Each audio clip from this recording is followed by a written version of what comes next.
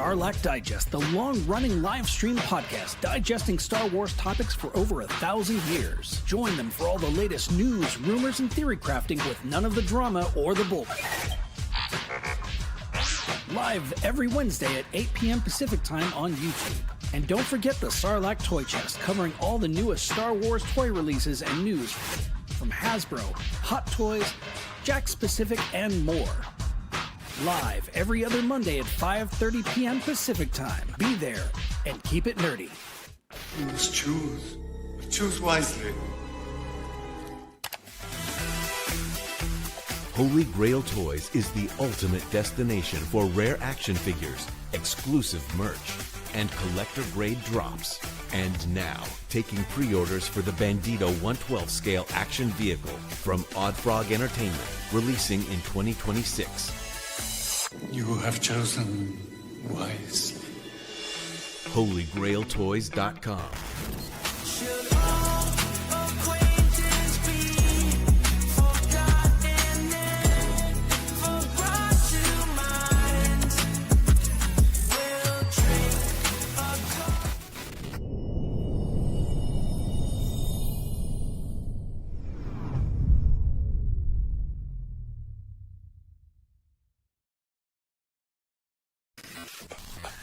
PlasticNews.com. All the latest from Hollywood, toys, gaming, comics, and anything pop culture. PlasticNews.com. Don't forget the IQ. PlasticNews.com.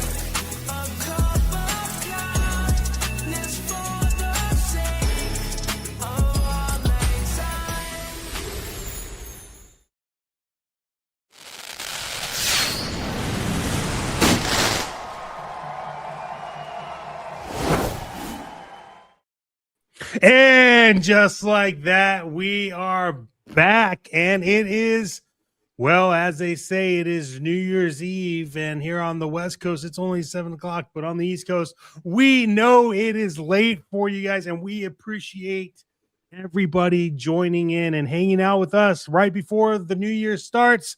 It has been a wild ride of 2025, and I think everyone could agree that there were some bangers, and there were some losers, and there were some just what the hell's happened. And because of that, we've decided that tonight we will be going over our 2026 predictions. And that means that we want you to do your predictions too. So it's not just about us. So post it in the comments. Get everything going. Make sure you hang out, subscribe, follow, and like for more. Also, the Discord is blowing up. We appreciate you. This is Toy Box Chronicles. And hey, guess what? This is the last show of the year for the whole SKN crew and Toy Box Chronicles specifically. So hang tight. We will be right back, and we'll get into the swing of things.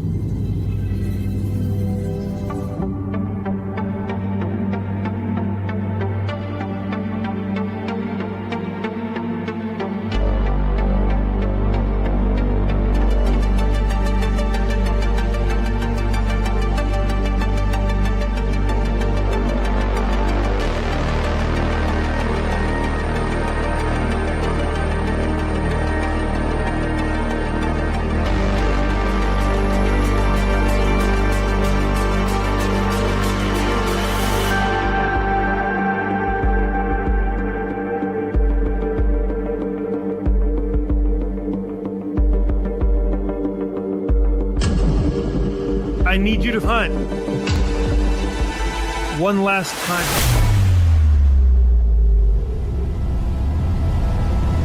try target. This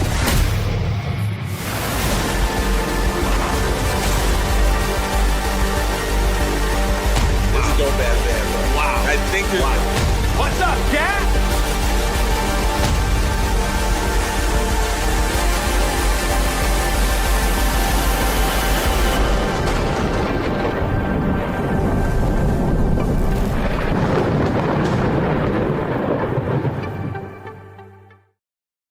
Woo! And that's Yep. right. Steve has been busy. We appreciate Steve. That is fantastic. Welcome in, everybody. We're excited. Look, there's a lot we got to get into. But first and foremost, I am your lovely, gorgeous host, Chet Maddox, along with Alexander Thunderous Storm and the Silky Skelly. Welcome in, guys. Alexander Thunderous Storm, how are you doing on the last day of 2025? Hey, doing good, man. It's appropriate that this is episode 101. It is. The last day of the year. But no, man, doing well, man. You know, I was fighting a cold over the weekend, so I'm actually feeling at full strength. So it's good to be back. It's good to get this last one in, man. I wasn't missing it for all the tea in China, brother. No, sir. Mr. Silky Skelly, how are you, sir? Oh, I'm doing great, brother. Thank you for asking, man. Yeah, happy to be here. Happy New Year's Eve, everybody. And yeah, again, man, I can't believe it. It's just like, it's all planned out, man. We get to be the last show of the year. Yep. We just get to end the year with SKN. So yeah, man, shout out to everybody in the chat. Thank you guys all for being here, man. And yeah, let's end this year with some awesome, fantastic stuff. That's right. First and foremost, I know there are comments about, man, you guys spend so much time, acknowledging people in chats. Well, if you don't like it, you don't have to watch us. That's part of our thing. We appreciate everyone in the chat. And first and foremost, we want to thank our Shadow Knows Network members, the Shadow Elite, the Syndicate, the Prospects.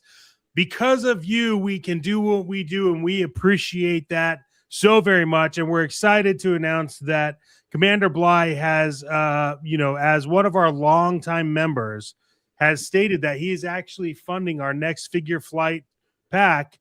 And it's I guess he's doing a whole pack of Hot Toys. Yeah. So, Wow. I mean, Yes, 100%. Thank Commander you, sir. Bly. Shout out Commander Bly. Commander bro. Wow. Bly. That's great.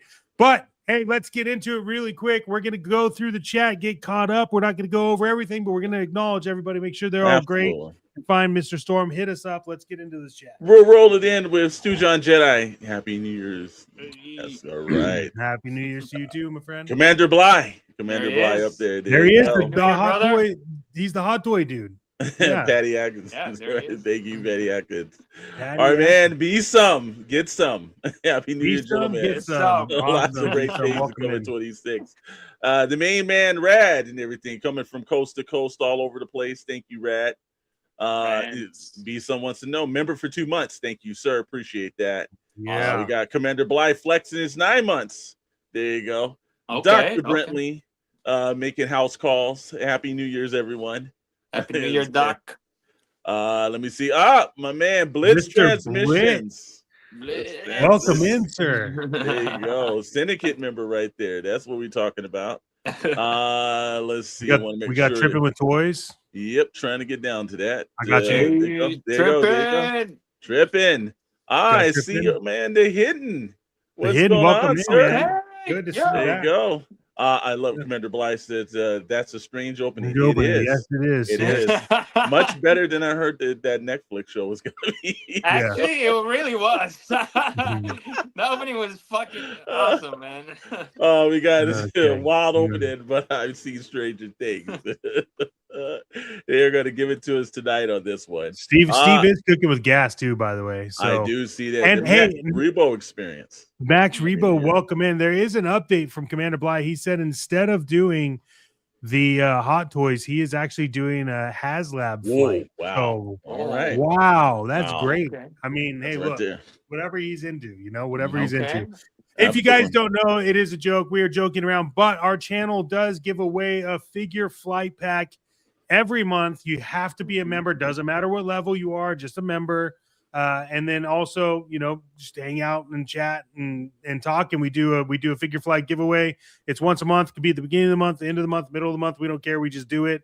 And it's 5 figures in a pack. And Darth Moocher was the winner of the last one a couple weeks ago. So hang out and hang tight. And Mr. Alexander Storm, we have a lot to get through, and We do.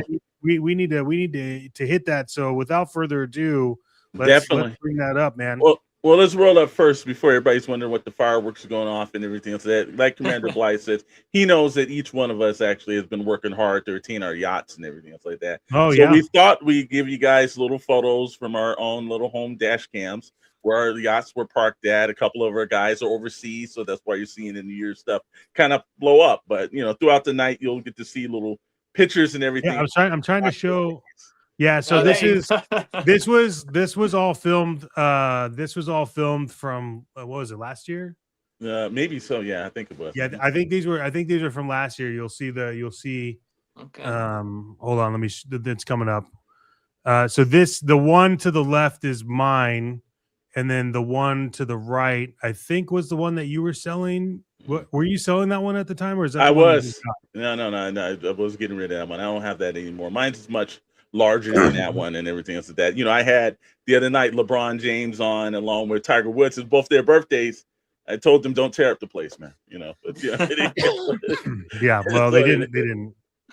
Like I said, rolling a couple of more and everything. All right, 90s Kid Inc. Scully 90s Kid, yeah, absolutely. Habibi, 90s in the house. Before we already got a prediction. Jada Toys gets a Teenage Mutant Ninja Turtles license. Wow. Okay. Wow. All right. Okay. I got that. I can see that.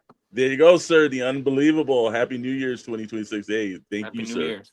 And then we've got SK got that Saudi cash and everything. Oh, it's much deeper than that. Much deeper. Like I said, deeper pockets than that. All right. Well, we've 2026 predictions. Again, these are just predictions off the top of our heads. Myself, Scully, and then also Mr. Maddox. But hey, if they hold out right, maybe somebody might have told us something. But if they don't, hey, we're not in charge of that. So let's roll this off. We start with a couple of companies. Let's roll with Hasbro, the biggest in the game. And we thought we'd start off with them, and we want to roll with what they see. So let's start off with a couple of things. Let's go to the HasLabs. So we got every year so far, they normally have around 4, maybe 5 at times. But the Marvel Legends usually has one. Transformers, yes, we got the bots in the house tonight. We got the G.I. Joe Classified and Star Wars Vintage because they have not done an actual HasLab for the Black Series yet. I use the term yet. That is not always sticking to it. So we're going to roll this off. Let's start off with Marvel Legends because this is going to be a Marvel year due to Doomsday and about 3 or 4 other shows. You've got Spider-Man Brand New Day, Wonder Man. You've also got what's the other Marvel shows that's supposed to be popping on? They've got a cluster of a bunch of shows that'll be popping on. I know Vision Quest, Punisher, Daredevil. 2. There you go. And they're gonna. There's a point where they're gonna have the Defenders all come back for the Netflix series. So that makes a chance of a bunch of action figures. But we know Doomsday is the big one. What do you guys think for Marvel Legends HasLab? What do you guys think that it's going to be? Oh man, I know Scully. I know Scully was talking about he was thinking about this the whole whole time. Yeah. What are your thoughts? I don't know, man. I don't know. So I was like actually just thinking to myself the other day, and I was just like, well, we've gotten Fantastic Four, Galactus. We've gotten X-Men, Sentinel. We've gotten Avengers, Giant Man. So really the only, I feel like, team that's left, maybe Thunderbolts or Inhumans. Perhaps there might be a HasLab for Inhumans. Especially, I feel like, I don't know, they just pushed out 2 packs of Inhumans action figures, and they were awesome. So I don't know if maybe there might be more to come later if they did like a HasLab about that. I don't know. I do also want to say they might do another X-Men, but it might be too soon. So I don't know. It's very tricky, So I'm leaning towards either like X-Men or just something along lines with like Inhumans or something like that. Okay. Yeah, I've been thinking about it.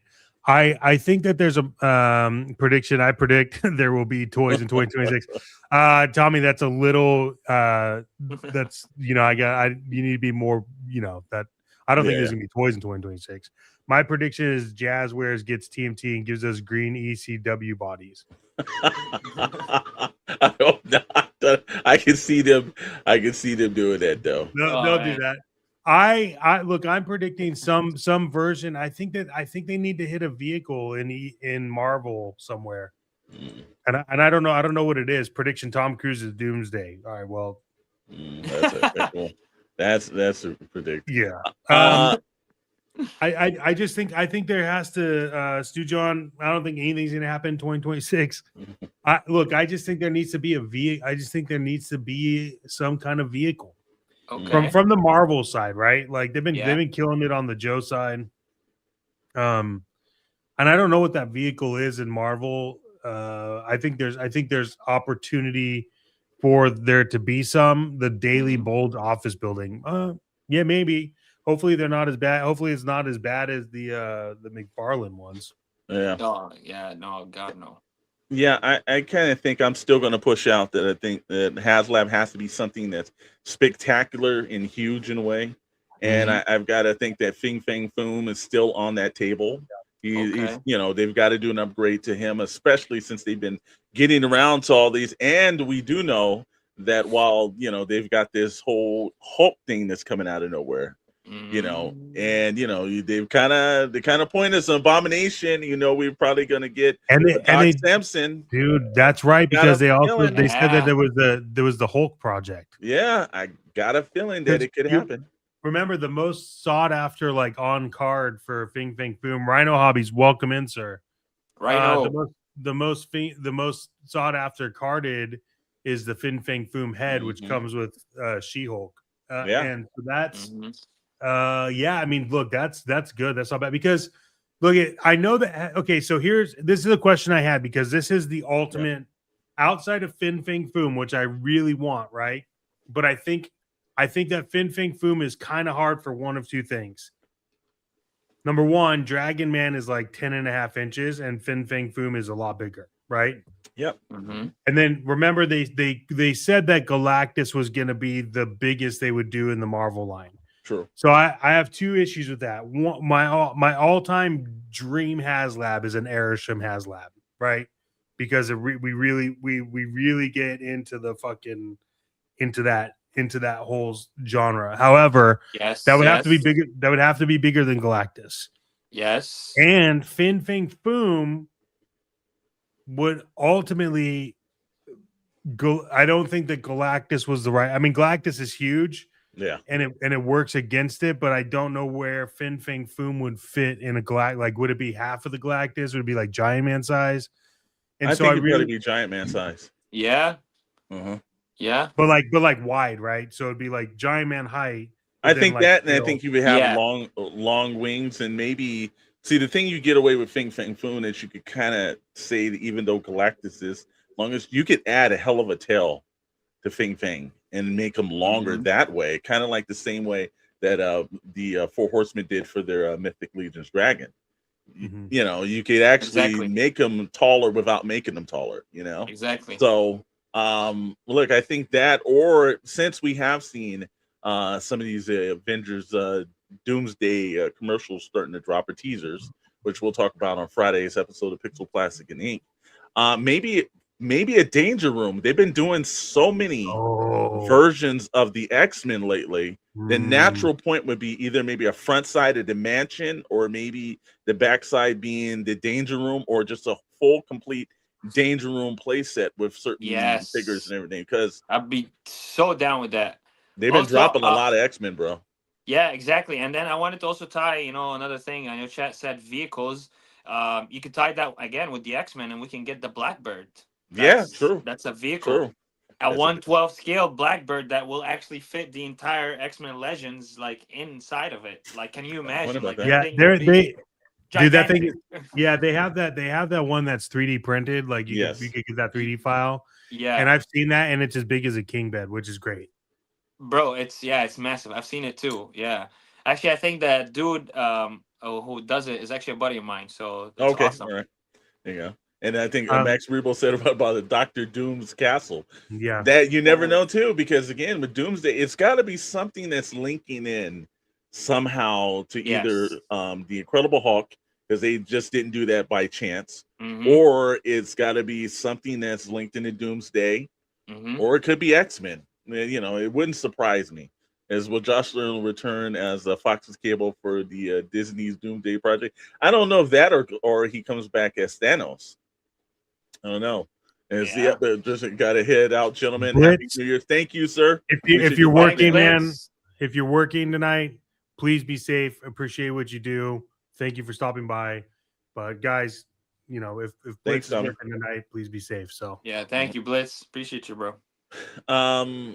So you know, look, there's we can go on and on about the Marvel things. Mm-hmm. Let's go to the bots, because the bots started off the year last year with Yes. Leo Kaiser. I got a feeling that if we're getting something, it's going to be a bot early. What do you guys think? What's the next big bot that we might see from a HasLab? ooh, Man, what are It the could- what I are want to the say it could be like a giant Shockwave figure with a bunch of components that you can add on to him, and you can literally like enlarge him and make him like king status. That could King be Shockwave. I don't know. I've got a feeling that even though they said, because I've seen them do this, and they open up the door with the made to orders and everything, I gotta think that what if we saw another Unicron? I would love if they really did that. I would absolutely buy it on the spot 100% if they did that. But yeah, man, I hope so. Unicron would be amazing. Unicron would be rad. Or hear me out. What was it? I'm thinking combiners, right? Okay. But I think Dino King would be sick. Oh. I think they did do Dino King a couple of years ago though. But not Not like as a scale. HasLab. I would That's think what if I'm they're saying. going to go for the HasLab, the only next one they could do is Metroplex. That would be that big that we would need some, because they just did Trypticon. He wasn't a HasLab, but have we seen an updated Metroplex in the last several years?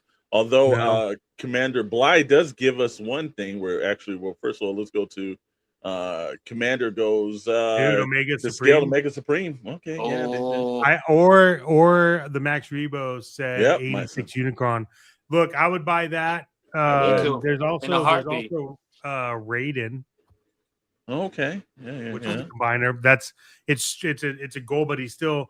See, I think combiners are where it's at. Look, they did a great job with Devastator as an 86 series. They did. I'll eventually end up buying it. I have the original, but I'll eventually end up buying that. But look, I like Omega Supreme would be awesome. Hell yeah.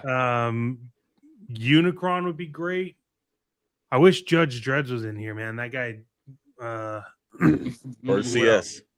But there's CS. Like I said again, I think you're always going to go with bigger is better. I think Metroplex would be the big flip on us. Yeah, because Trypticon is massive. Yes. Right? And so like what do you do with that? Like, and that wasn't even a HasLab, right? But Trypticon's big. Exactly. I think if they did an 86 Unicron, I think that I would love to see that. You could use similar to the same body and mechanisms. You could just color them as an animated version of it. And I think that, first of all, that's the one piece out of most people's collection that's missing. Yep. And it's like that's the one where if you look up it on eBay or any other place you can find it, it goes for a crazy amount of money. I think Unicron and Jabba's Barge are the two really kind of unaccessible things from like fans to go out and get, because they cost so much. So I could see them doing a new Unicron for this year and actually satisfying the people that may have slept on it, probably weren't into collecting, or just couldn't afford it the first time out. So I could see that happening. And let's see, the Hidden actually asked us a question right here. As I know this is a stupid question, there are no, sir, but why build a Metroplex toy that doesn't fit Transformers in it? Yeah, I don't think that's at all stupid. I just think that if they actually, I've seen one that's built to size that was overseas, and there's no way you could put that in your collection. That's what I was gonna say too. They can do the same concept with Astro Train. Yeah. Imagine if they made a HasLab that's Astro Train that can actually fit the Transformers True. inside. Wow. So Yeah, that wow. would be insanely massive, bro. That would I probably think take half Max of the Rebo's beds. hitting you with that 86 Astral Train with Decepticons inside it would be a dream. Damn, he literally There you just, go. dude, that's literally what read my mind. Great minds, great minds. So, Yep. so you know I'd be that's down for that too, brother. Let me tell you, like anything Decepticon, especially, of course, Yeah. like it's gonna be like immediately. What if they okay, because you know how they're starting to do like all these like dios. What if they did a HasLab, and hear me out, and it was like a shelf ready, display ready arc. Oh, I would take Okay. that. So it's like it doesn't have to be the whole thing, right? You don't have to have it everywhere, but Yeah, you just have to it like stick out from it. yeah, have it stick out. But then they do it where it's got like lights and like LCDs and shit. Because if they don't do that shit, I'm Yes. just gonna design it and make it myself. So bro, yeah, and on that too, what if they did Cybertron? Like Yeah, the actual planet Cybertron, like just a huge like just planet. You know, it'd just be like a like you said, like a dial, like, you know, to display your Transformers figures like on top of it or some shit, you know. yeah, I mean, because look, they could do 2-pack, right? You could do the arc, and then you could do the Nemesis. Mm-hmm. True. Yeah, the Hinton says, let's see, make sure I got my point. If it isn't isn't only Metroplex, most Transformers that transform into vehicles don't usually have room inside for anything else. Absolutely true. Mm-hmm. True. And Stu John still on maybe the Tony Doom what introduced the mutants to the MCU. There's a lot about that, Stu John. That's definitely on it. Absolutely. And Max Rebo says Cybertron HasLab with a unicorn head, the sketch scroll. Wow! Oh, wow! There you go. There you go. Dude, See? Yeah, that would be sick. Yeah. There you go, bro. I would get Cybertron. Well, like I said, planet. the bots are heating it up and everything. Let's go over to the ones that everybody else wants to talk about. Let's go to the Star Wars the vintage collection. Ooh. And they've been, last year they hit us up with one of the larger ones where they had the gunship, and everybody was, it was right on it. It was huge. We saw it at San Diego Comic-Con. It was a great looking ship. I think a lot of people out there were happy to get that. What do we believe in? Does it give us the arc through Commander Bly? I think the arc is most definitely needed. And and I think there's one more I also saw. They said I want to get some so it's up there you go. So I want to get some Transformers in 2026. Yeah, yes. I think that is the goal. That's the goal. Yes, Max Rebo did say this, but actually hit Sandcrawler. But I've heard the same rumor that Max Rebo has heard on too, is that it's going to be U-Wing. And we were talking about this over on the Starlight Toy Chest. That's actually going to be every week, Mondays at 5:30 now. Every week now. So not every other week, is every week now, starting on the 5th. Yep, awesome. Rolling that in. But yeah, I've heard the U-Wing is probably what's going to happen. And it's a cool looking ship. They did the Cantina already, right? They did. The Cantina just got. Well, you know what? If you're not in Mexico, you got. Yeah, you know what's funny, and I guess it's not necessarily funny, but if you're in Mexico, you got notified that your Cantina HasLab was been canceled, that you got a refund, and that because of the cancellation, they gave you a coupon for $1,500 fucking. It was either it was $1,500 in pesos. So basically, it has left. But you only had like a certain amount of time to use that coupon. Yeah, so not on next HasLab that they. Oh damn! I didn't hear about that. Oh, that's it came out. So I mean, coupons are what. The U-Win or Dallas Ewing HasLab, really Hasbro. And Ryan Hobby said I'd gladly take a U-Wing. Yeah, I think U-Wing is it. And Stu John points that out, that actually technically it's only $86. Oh man. So that That's not worth what they got gypped out of. So yeah, that's probably. I mean, You know, they did get their money back at least, but thank goodness. Yeah. it was a Yeah. production issue, something weird. So it's like, Damn. whatever. All The All right. Mexican the All right. Mexican cantina sounds like a knockoff of chili. So all right, so we're up on the U-wing. So now we go to G.I. Joe Classified. And the classified one, look, this last year they gave us a Snow Cat, which was, you know, everyone was wondering, but at the end of the year they ended up giving us the artist hits. Also dropped in some other characters to let us kind of dig that out. I don't know if they're going to fully go into another snow year this year. I think it's going to be something out. Look, fandom has been asking for one damn thing, and I think Hasbro probably needs to listen to them a little bit better. They want a tank, either the Mauler or the Mobat. They've been asking for it. Now you just gave a Steeler. Yep. At this point, you know, you pretty much got to give us what you're asking for. You can't just slide over and give us something out of the cuff. Do you guys think that's legit going to happen this year, or you think Hasbro's going to pivot to something else? I hope that they make it this year. I really do, because a tank is needed, man. At this point, definitely, like ridiculously needed from the line. Like, you've done all the other vehicles, but not a tank. So like, you need a tank. Like, we need it. So I really hope that they do. However, I mean, knowing Hasbro again, they might just, like, you know, hit us with a curveball and be like, "Oh, psych, we're just gonna do this instead." So absolutely. Yeah. What do you think, Mr. Maddox? I think they need a tank, but I am with Rhino Hobbies in terms of that if it's not the Molar, it's gonna be a hovercraft.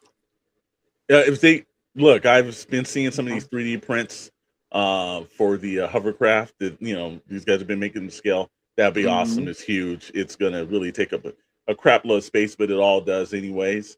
But it's something you can also place on the ground as well. It doesn't have to be displayed on top of a cabinet. I think it will work extremely well. But again, man, I want to see them do, like I said again, like Commander Bly, the Amala, and then the Mobat. And then it says tank with lights and sounds and power treads. Max Rebo, just like the original Mobat, except for no lights on it. But I do kind of want it to be motorized. They've proven that they can motorize something. It's worth it to do it. It's the very first tank that he did in G.I. Joe. It's kind of that. The Mauler is a great tank too. And I've seen some 3D prints of that. That looks pretty good. Commander Blight also specifies and make it radio controlled, bitch. And actually, you know, somebody did take one of Ramen Toys, Ace's tank, and then put it as a radio controlled. He did a video on it that you can actually. So it's very easily done as well. So okay. So, you know, we got some options here. So, you know, it's you know. Plenty, man. Plenty of options here, man. Like, if they just choose any of those. Absolutely. We'll roll on to the next ones. It has not been a HasLab for Black Series, but every Black Series collector has been asking for one. Do you think that this is the year that we get an actual Black Series HasLab instead of a vintage? Ooh, that's a tough question, man. I do. Okay. I do think it's there.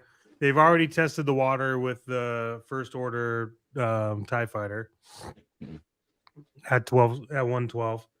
Okay. I think that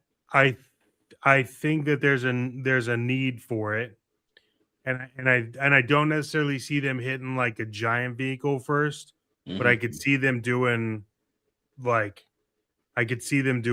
some of the smaller, like, look, it wouldn't be crazy for them to do an ATST. Yeah, that'd be awesome. Now, because I've seen a 3D printed ATST at 112 scale. It's doable. I mean, it's tall, but it's doable. You know, Tommy said no to the Black Series HasLab straight from John Hasbro. So but that's why we get to specify our points. And if you guys didn't finish out the year with the Black Series Most Wanted list, now while we couldn't put vehicles on it, that doesn't mean the fandom's not listening to us. That somewhere down the line we could push this through. So let's do that definitely. Absolutely. Also, is that I'd be asking the toy gods for Return of the Sith, Jedi Starfighter. I've been the same way, sir. My prayers have been unanswered, my friend. So, and then look, Ghostbusters is a peculiar one right here because at this moment and everything, it's kind of and yes, revive the Rancor. Yes, sir. Yes, sir. Bring that Yeah. Rancor. Bring that Rancor. I take that as a Black Series HasLab this time around again. But the Ghostbuster license. Look, now they're diving in. Look, they just gave us if this December, if you ordered the Ecto 1, Ecto 1A conversion, you have that in your hands. Great to you, but there's not a lot of vehicles that they can keep doing for Ghostbusters. In the line, there's not a lot of characters. They pretty much done them all. So now they've been doing proton packs and ghost traps and everything else like that. Do you think they ran out of their HasLab capabilities for Ghostbusters, or do you guys see anything else on the list? Nope. No, I don't see anything else. The reason why is because the franchise, it for all intents and purposes, is dead. Like I think I love Ghostbusters. I think it had a lot of potential, but I think they let it go. I think the only HasLab I could see them do with Ghostbusters now, so that it matches your car, would be Stay Puft Marshmallow. Oh, okay. Oh, yeah. So I think they could do that. Commander Blythe says actual ghosts. Well, they could do that. Max Rebo Spirits, the real Ghostbusters did have an Ecto 2 helicopter. I don't know if that's big enough for a release. That would be the F this franchise. Commander Blythe's right on that one. Look, look. The newer movies weren't good, so no. You have to take into account that all of these HasLabs are working off of nostalgia, which is fine. That's your target audience. I'm not saying it's not, but I think that it's I think that you're gonna have I think you'd have to pull from there. Rhino missed out on the Ecto one. Yeah, man. The Ecto one was I had it. I ended up not grabbing it because it was the wrong time of the year for me. But then once I saw it at San Diego Comic-Con, I was like, yeah, I mean, this is a gorgeous HasLab. But again, I think that their HasLab capabilities outside of Stay Puft is probably not too deep. Yeah, but if you're going to give us that last one, I do think Stay Puft is, and you make them really to size and everything else like that. I think that would be kind of I would buy that. I think that's about the last they could do. And, but also I don't think we're gonna see them anytime soon, though. Especially with the like you guys said, the Ecto one just released literally this month. 2026. I don't think we're gonna have any HasLab for Ghostbusters. Yep. And I know Unbelievable has asked about this. I don't know if we're going to do any voice actors at any point during this year, but if we do, sir, we will definitely let you know. CS director, he missed the bots. Good evening, everyone. Happy New Year's. We were going about the you had to catch a replay on that one, CS directors, but we did talk about the HasLab bots. Yeah, but if you haven't, put it in the comments. We'll pull it back up because we're curious. But our question was, what kind of HasLab would they do for Transformers? Yeah. Yeah. See, look. Okay. Rhino Hobbies with the Firehouse playset. I think that they could do that, right? Yeah. And let me explain why. Because while Hasbro isn't releasing playsets, Mattel's like, oh, you want Snake, they're doing all the Castle Grayskulls and they're redoing all these playsets.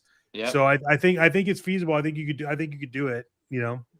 Well, I think for them I think because motu is a very huge part of the playsets. Yeah. And I think that other than with the real Ghostbusters line that they did do, Firehouse is kind of it. And again, they're running out of stuff. They've done a proton pack unless they're going to do a Ghostbusters 2, the ooze pack or something else like that. That's the only level that they're at right now. And I think they're that license is basically, unless they're creating. I know they have a new animated show that's supposed to be hitting Netflix. We'll see, but I think they're running out of ideas, and just like that, we're running out of stuff for Hasbro. But we were talking about the second biggest guys in the point, the people over at Mattel, and one thing before we get into it, though, we always want to let everybody know that, hey, we like to thank all of our channel members, everybody that's into the chat and everything, the Shadow Elite, the Syndicate, the Prospects. We like to definitely thank you guys for that. And also, while you're a channel member, hey, head over to the Discord. A lot of great things are happening over at the Syndicate Discord. A lot of new members in there. Thank everybody else for contributing to it. But it's a place where you want to talk about fandom with no toxicity. Head over to the Syndicate Discord. You'll be able to talk. And these fine gentlemen, Robert Scully is one of the moderators over there. He keeps it clean. Mr. Maddox has been doing it. I just am on it. I still don't kind of, I'm still working my Discord magic here. But we're definitely going to get that. It says, I joined late today. Pull up on the bots again. I hope they do something good in 2026. All right. Well, before we leave, sir, we'll go back to the bots and everything. But for Mattel, Mattel's got a couple of things happening. They've got on June the 5th, the Masters of the Universe. Mm-hmm. Also, too, our good friend, is running one of the Mega J Retro, has a actual He-Man convention that will be out here on the West Coast in Torrance, California this year as well. So a lot of excitement back for Masters of the Universe. One, let's ask a question. You guys think they get Masters of the Universe, the movie, right? Because while it's been almost 40 years since last time we saw a movie, they've been up and down on the animation. But do you think this one actually piques curiosity and it does well, man? Is that the live action movie? Live action movie, yes, sir. Yeah, no. I'm sorry. Okay. I'm sorry. I'm sorry. I am so sorry, guys, but no. Okay, well, Mr. Maddox, you think the return to Eternia or return out of the box office quick? I don't know, man. Look, be honest, bro. Be honest. Yeah, it's a no. I'm sorry. No. You know why it's a no for me? Because why is it taking place on Earth? If this is supposed to be like the first version of it and no one wants to acknowledge the Dolph Lundgren movie, that's fine. Mm-hmm. But why is it Masters of the Universe, aka Earth, right? When it shouldn't be. It shouldn't take place there. Kevin Smith did a really good job of screwing up the animation for Netflix. So, hey, if you're already used to screwing shit up anyways, let's just keep screwing it up. And as long as they keep He-Man in Eternia and not on Earth. And that's my point. This whole shit is all filmed in Earth. So I don't know. Look, to do Commander Blythe said, even though I body double for He-Man from time to time, yes, I'm not really into Motu. Well, yeah, that, and there's not very many donut coffee scenes either. So this movie doesn't convince me, LL. Here's my thing for Masters of the Universe. Yeah. In order to do Masters of the Universe properly, to do it properly, I think the actors they got is fine. To do it properly, you have to have a massive budget for practical and CGI effects. And that's the only way you'll be able to do it, because it's got to take place in Eternia. Yes. Has to. Yeah. Has to. There's not going to be anything that makes sense for it to take place on Earth.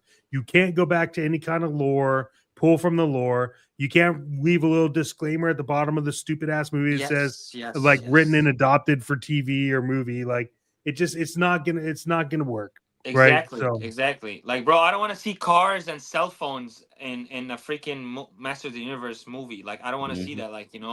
I want to see horses and Pegasuses and stuff like that. I think it's called Pegasi. I'm sorry. Yeah, okay, no, I'm okay. just but come on. And plus, Jared Leto is there, bro. Jared Leto is there. Yeah. And I'm gonna just leave it at that. Welcome in, Odd Frog Entertainment. Welcome, sir. Welcome in, the frog. Jumping. There was a jump to shark reference. Now we're jumping to frog. Hey. And he said, I saw this project 6 years ago when I worked at Mattel. Oh, wow. All right. It does let us know real good. And they better not give He-Man and Edgar cut. Well, we're going to see. Thank you, sir. Thank you. Appreciate it. Thank you, man. Awesome. And Odd Frog Sup, Scully. Good shout out. This one's gonna be it's gonna be tough, man. I really do think that there's a lot of things that's gonna be tough for them to do, especially because I know this opens up with the film a new line of figures for them to do that are movie based. But if that movie doesn't do well, and again, they've had some pretty good look. You look, Barbie's made them some money. They're looking to try to see their master universe. There is a need for that. I'm sure a lot of people still want to do that. Yeah. But one of the bigger questions is that Mattel Creations is their basically crowdfunded version of it. It has not had the same success as the HasLab version has for Hasbro. What do you see Mattel doing to like maybe up their profile with Mattel Creations? Yeah, so I think that Mattel Creations is where they should tap into all the other toy lines they own that they don't use. Okay. All of them. Tyco, everything, right? Because Tyco had great IPs. I mean, they had great IP. Anything that Mattel owns that they haven't used, I think that they should tap into with Mattel Creations and get off this Motu train, because as much as people love Motu, like it's kind of like, yeah, okay, cool. It's like hearing the same story from your grandfather who has like dementia and doesn't remember that he's telling you the same shit. Like, oh, this is Wonder Bread He-Man. Okay, I get it. That's fine. Yeah. But at the same time, Mattel Creations should be the spot where they say, hey, let's go into the vault.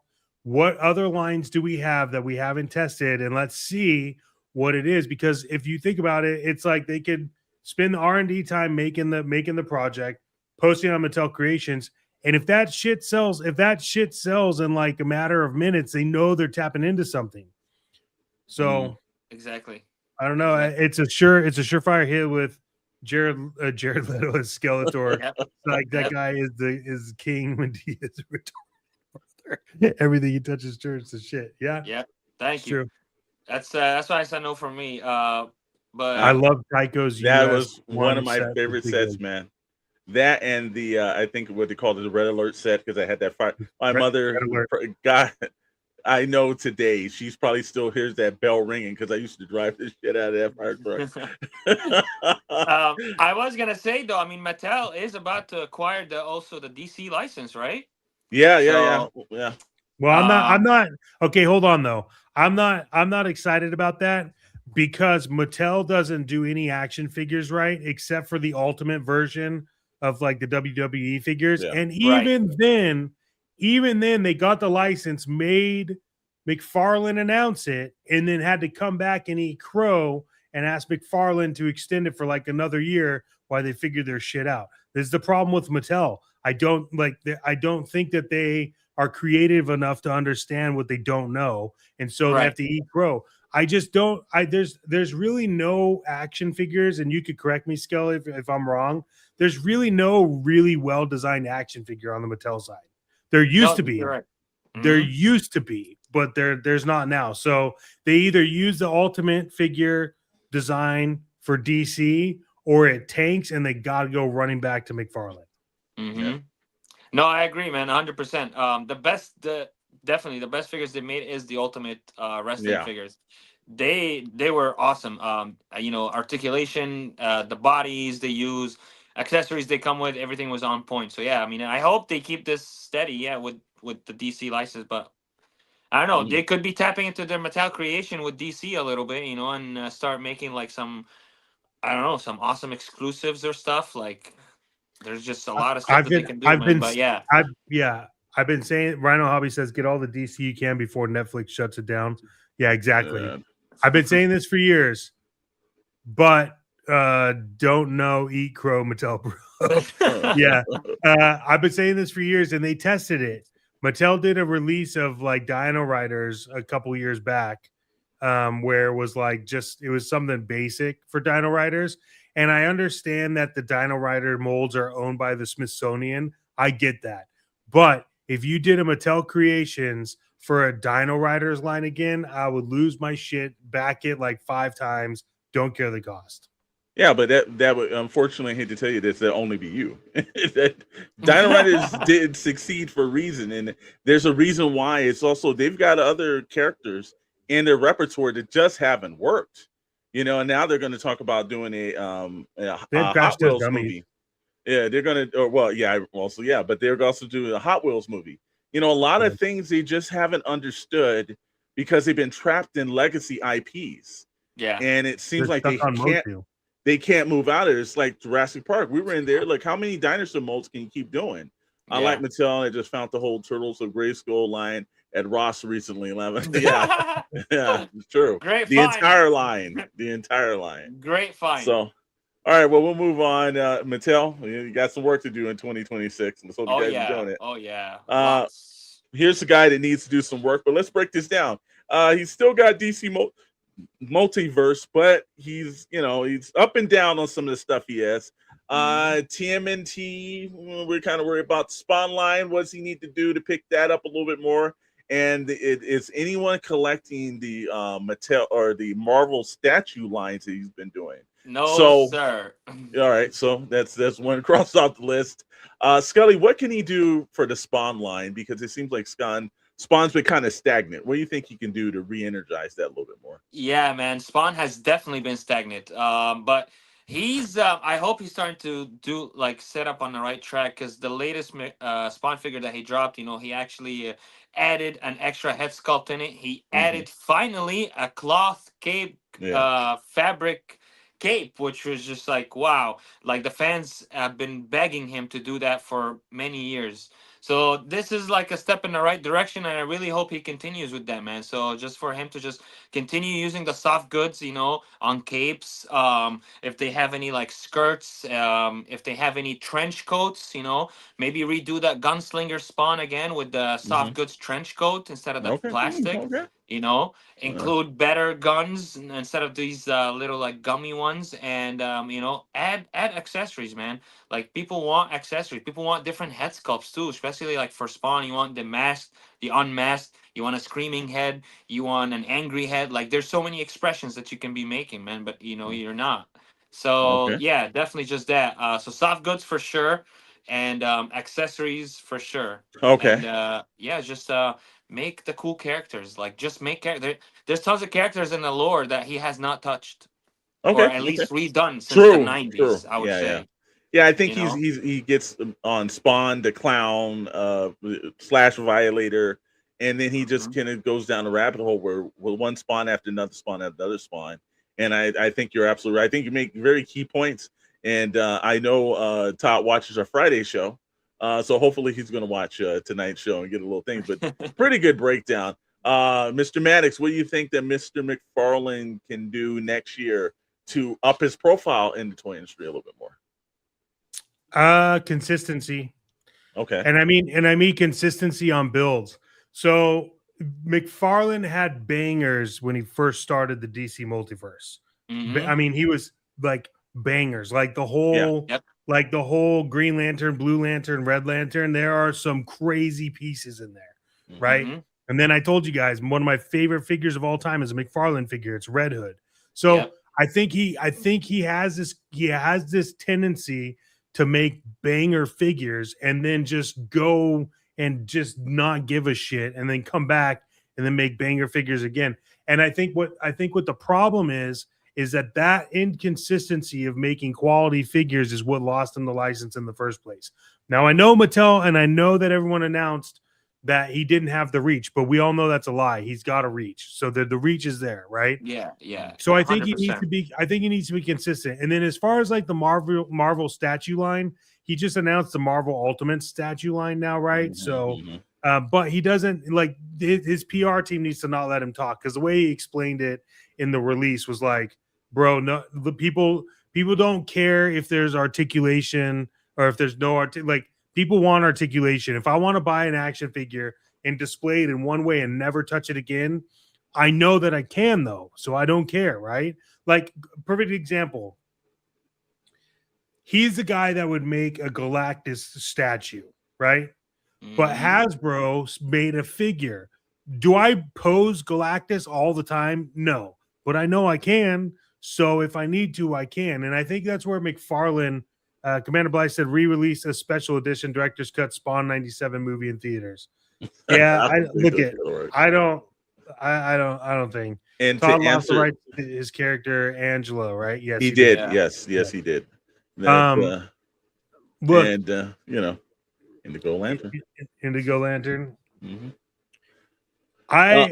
Did everyone get their update on the I BVS crowdfund Batmobile? It I finally shipped. did, but mine didn't say finally shipped. It just said that, and this is where I think also, like Mr. Maddox is pointing out very well. I was extremely excited about this version because I wanted an accurate version from the Dawn of Justice Batmobile.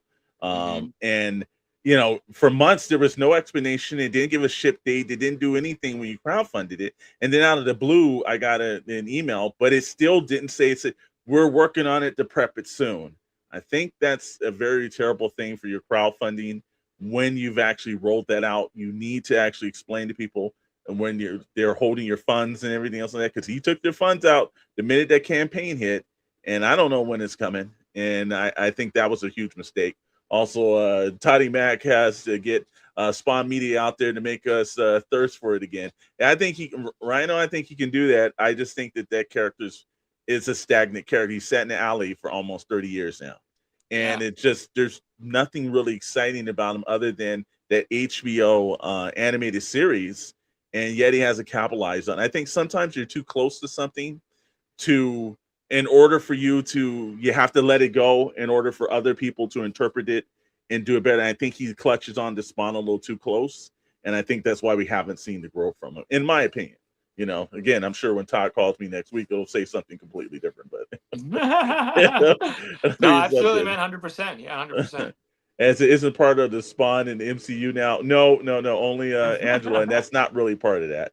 So we'll definitely see.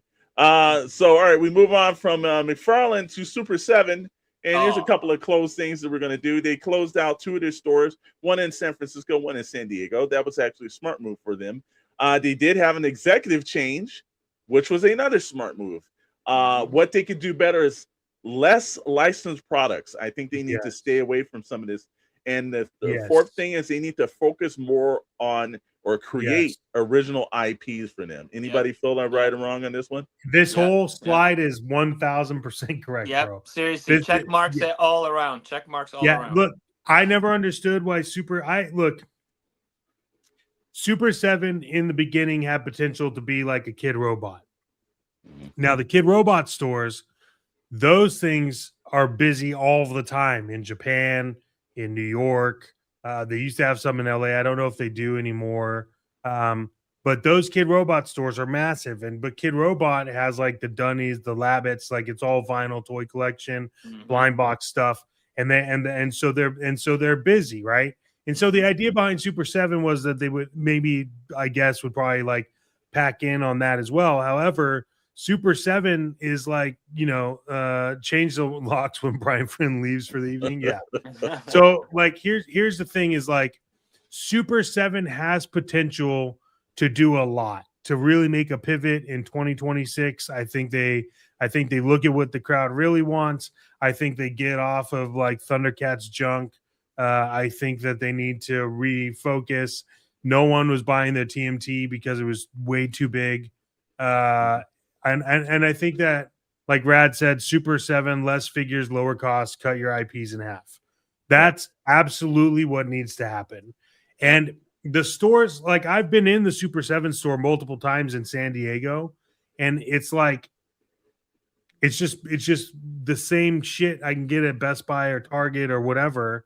And except San Diego tax. And, so I think that Super 7 should utilize, CS said Super 7 is becoming the GameStop closing stores down. They have potential, but they need to focus on what works. Exactly. Yeah. I think that Super 7, with everything they have going for them, should refocus, like it says in here, on their own IPs, use all of the information they have, all of the factories, all of the tooling to create their own IPs, and stop putting out a $500 fucking Thundercats thing that nobody wants.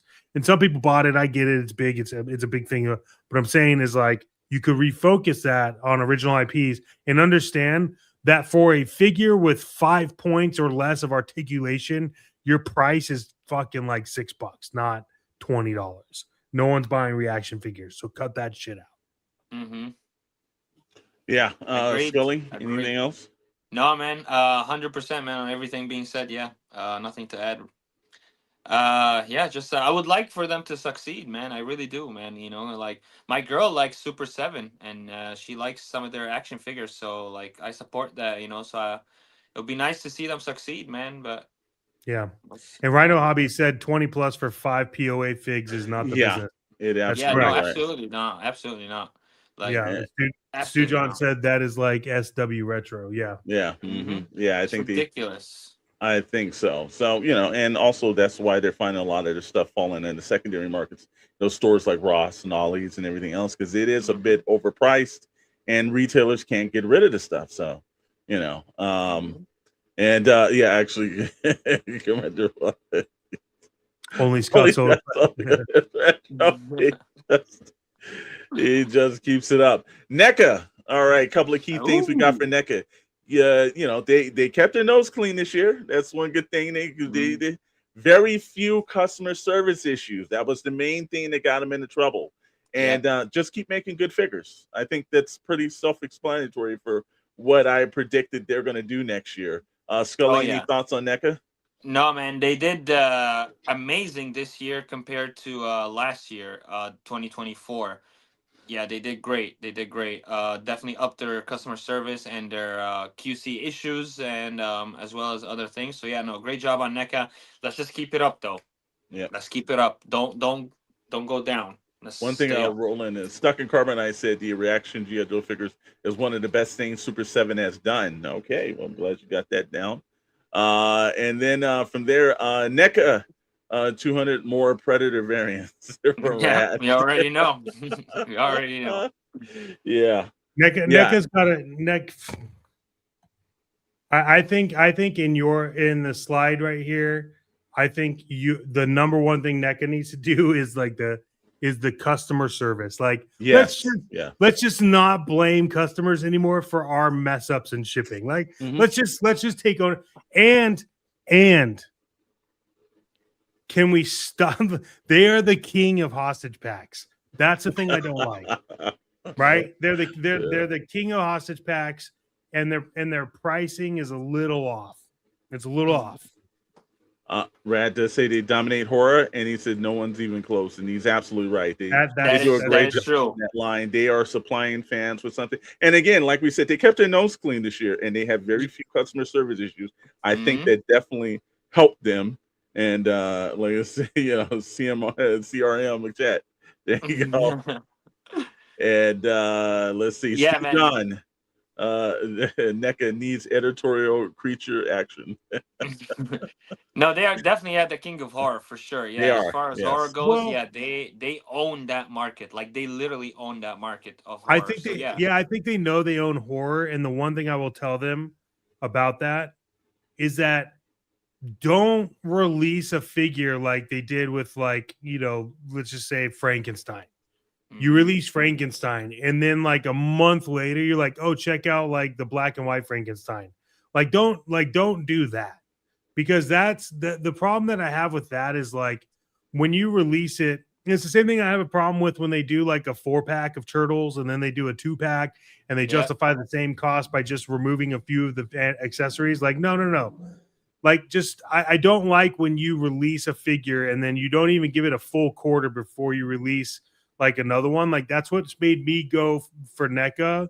Um, I messed It's, that up. it's, Yeah, it's okay, Stu John. it's okay. I don't like. That's the one thing I don't like about NECA is the fact that they release stuff too quick. Yeah. Hmm. Oh All yeah. right, I'll give you that. All right, well, on from NECA over to Playmates. And here's the thing we're going to say is how does 2026 look for Playmates, knowing that their partnership with Paramount and their connection to the Turtles, which was a 40-year plus relationship, is coming to an end. I know they do have the Mighty Morphin Power Rangers. We've talked about this, that, there is probably another resurgence, even though Rag gives us the rest in peace here. Yeah. Thank There's you. another there's another resurgence for the Mighty Morphin Power Rangers because they were big, and if they could get, now I think Hasbro owns the Mighty Morphin other than Saban. What does that look like for this company now? And Hughes Playmates? Yeah, no, not the same one, my friend. Yo, nah. Rad just read my mind, man, and I was Yeah, just gonna say, yeah, Playmates is dead. Okay. Dead. All right. And That's Chet, it. you were pulling up a half mask for or 2026 is looking like a bad year for Playmates. Man, look, I'm bummed out about this. I think look, if you what I'll say is this. I'm with Stuck in Carbonite. It's very hard to believe. Yeah. What I'll say is this. There are a lot of other like TMNT figures, right? You got NECA, Superstar, like name somebody. They have TMT figures. But Playmates, in my opinion, still makes the best TMNT figures. And that's evident by I loved all the Ronin figures that were released by NECA. They were great. And then Playmates released a Ronin figure, and it was in the same scale turtle as all the other ones I have. Where is the Pink Ranger? That is the only question I have. Thank you. Look, I'm bummed out about it. I don't know what that's going to mean. I can tell you that right now is the time to buy any Playmates carded TMNT that you want, because otherwise it's going to be bad. I have the Playmates Megazord. It's good with the size, but needs more articulation. Playmates has their days numbered, sadly. But, you know, Playmates did re-release highly articulated turtles, which were great. True. Wasn't the retro stuff super successful with TMNT? Yeah. Yeah, it was. I must have not seen those, man, because the only honestly toys I've seen were like the ones, you know, for the younger generation. So I've only seen like the kids' toy stuff coming out of Playmates. I've never seen like the adult versions that you're talking about. Yeah, I mean, I have stating that Playmates has gone the way of Diamond Select, and that's not a good thing for them to do. Yeah, it was like let's see also what it's saying. Max Rebuild Playmates name will be bought by someone and restarted. Too valuable of a property. He's actually got that absolutely right on that. Yeah, and Play it's definitely makes the best turtle figures. Yes, they do, Stu John. They do. Yeah. Oh, okay. Yeah, they did do an upper line for that, which you know, I know a lot of people sought after it too, because it's just Playmates names on it just helped what the industry was looking for. And again, you know, you hate to see them with like, you know, the originators of the turtles. They were the guys that really believed in that line when no one else did. And then to see this kind of happen, and you know, it just everything changes. It says, yeah, they had the Star Trek IP and they did nothing with Star Trek. They slept on that one, and the sellers definitely picked that up and everything. And also, I feel like they would have pumped out more retro. People would be going nuts. I thought that the retro card backs and the reissued vehicles were great, even though I didn't collect them. I do. And Rat says it's their fault. Yep. And yeah, the Playmate Star Trek toys suck. They did, Stu John. It really did. And again, so speaking on that, we're going to jump over to Mezco. That's right, Mezco. A couple of key things that we've noticed. I'm pointing out a couple of things. Need more stock at conventions, because it doesn't make sense that you brought 25 an entire weekend at San Diego Comic-Con in 3 seconds. And I use the term 1, 2, 3 seconds as walking up to the counter. First one at San Diego, they were like, yeah, we don't have that figure. And also, they need to be careful about their limited quantities, because this is the thing that plays into scalpers' hands. And Mezco, you're kind of helping that. So if those are the 2 points I've got. I know Scully, Mezco, and also there's another gentleman on the panel that Mezco's themselves to the next level. What do you guys think that Mezco could do in 2026 to help their 2025? Oh man, well, they can definitely work on their customer service. That's one of for most. Work on their customer service for sure, because right now it is just probably one of the worst, honestly. So work on that, and yeah, work on exclusives. Like just work on the damn exclusives, man. Make them like easier to get, you know, easier to obtain.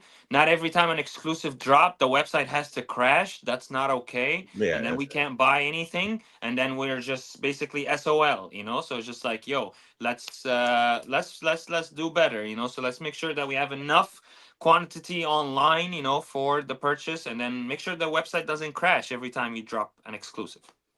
That's really Rhino Hobby said There was one earlier. It says, Mezco, make a new blade. I need him. I'm right there stuck in carbonite. But I will say on the Discord, Scully did put in a link for a blade that is awesome.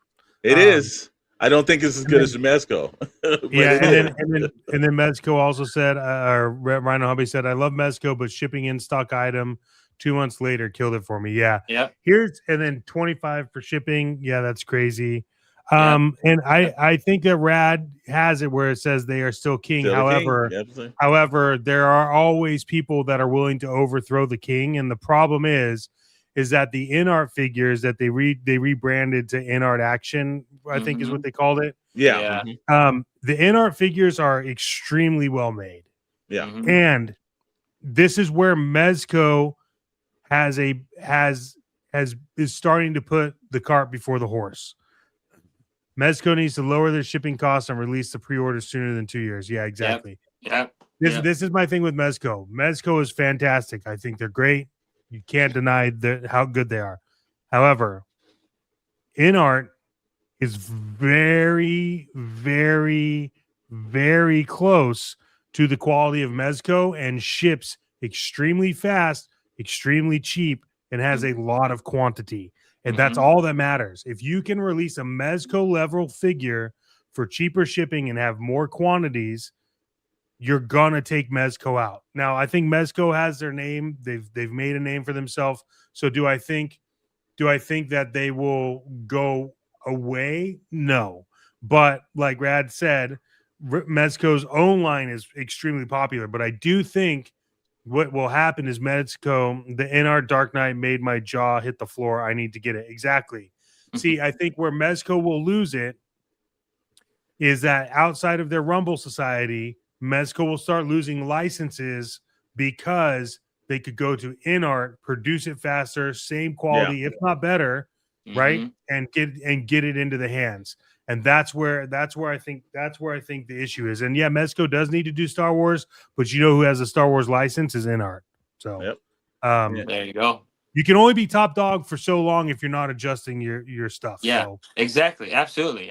You can't sit on the throne and just not do jack shit. Like that's just not how it works. Like, no, like you need to make sure that you are still the best in the business. So yeah, by doing, all these things that we all just mentioned. Yes. Absolutely. So it's Max Rebo Experience. Less than an hour until 26. It better be shipping that lat soon. I don't think that's going to happen tonight, but it'd just be nice to say that and everything also too. 45 minutes until 2026. I found the channel a few months ago and enjoyed it. I like how we can all talk about this hobby we enjoy. Thank you so much. We appreciate you being here to talk about it, man. Sir. Seriously, yeah. And we still have a long time on our side before it's 2026. So when you guys get there, let us know what the future holds. So we'll roll up with the next guys on the block that are doing something I extremely think is extremely well.